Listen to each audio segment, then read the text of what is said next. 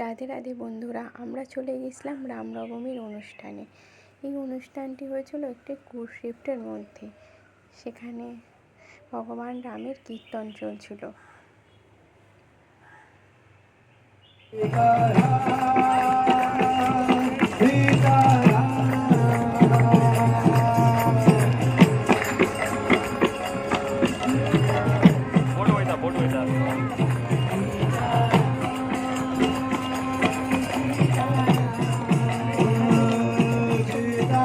মান্ডবী নদী। আর সব শেষে নিচে ফ্লোরে মহাপ্রসাদের আয়োজন করেছিল। অনেক লোক ছিল, তাই অল্প অল্প করে সবাই প্রসাদ পেতে যাচ্ছিল। আর এই প্রসাদ পেয়ে আবার উপরে চলে আসলাম, আর সেখানে চলছিল ভগবান রামের কীর্তন, কন্টিনিউ হয়েই যাচ্ছিল।